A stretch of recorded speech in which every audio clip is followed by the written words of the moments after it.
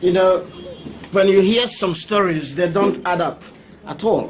For instance, the story about a plane from Nigeria that landed in South Africa carrying almost $10 million on that plane, and the Nigerian pilots and crew did not declare that they had money in South Africa, causing South African government to seize that chunk of money. And then there was this whole story about who owned that money. Because the airplane belonged to the president of the Christian Association of Nigeria, some politicians were quick to say that, well, it was the Christian organization of Nigerian Christians that had that money in South Africa, and that the money was being used to buy arms. That was terrible, to place the leader of the organized Nigerian Christians in such a bad light, bad rumor, bad story, given all we know about the country, given the ongoing war against Boko Haram. For that to happen was terrible.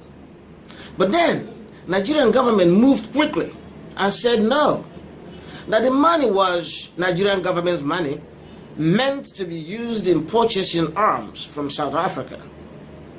Of course, that would be an exoneration or explanation of the involvement of the president of Khan. It says he wasn't involved, though the plane that was used might be connected with him, that he leased the plane to those people who used it for that purpose. And some Christians said, oh, well, that's all right, that's the end of the story. But no, that should not be the end of the story. That should be the beginning of the story. And this is why I tell you something now. Governments don't carry cash, raw cash, on an airplane flying around the world. It's impossible. It is so totally retarded to even think that, because anything could happen. The plane could crash.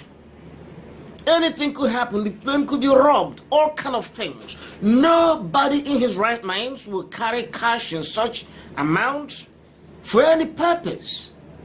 Only criminals do that. Only terrorists do that. Only drug lords do that. And by the way, where were they buying the arms from? Were they buying it from a legitimate arms dealer?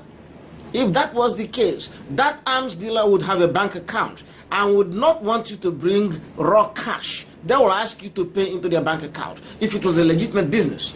And if it was government doing the buying, Nigerian government transacts through its central banks when they have to make payment overseas. All right, if they don't want to do it through the central bank, any of the Nigerian banks could have wired the money for Nigerian government to any account in the world that belongs to the arms dealer. There is thus absolutely no excuse, no legitimate justification for Nigerian government to carry $10 million cash on an airplane and end up in South Africa for buying arms. And by the way, if that was true, why did they not declare the money? That was a very simple thing. The money belongs to the Nigerian government. You are here to buy arms with the money. Why on earth would they not declare the money? Why would the South African government seize it? That tells you something else. That tells you something very serious. The purchase of arms is an excuse used. It's a pretext.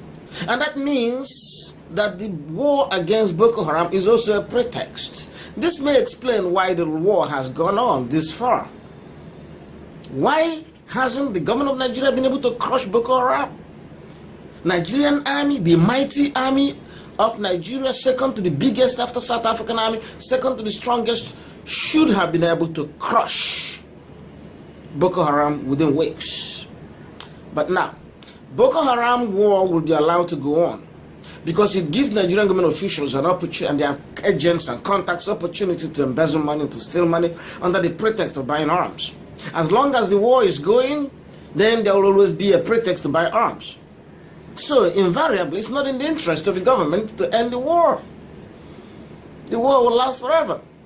It creates opportunity, excuses for absurdities. Absurdities such as flying $10 million on an airplane that could have been lost in the jungles of Zaire. You gotta begin to think. It's not adding up at all. Those who think that the government coming forward to explain away the involvement of Khan president will solve it, fine. That's good for the Khan president. I mean, an innocent man, a wonderful man. Maybe he wasn't involved. Maybe his plane was just used.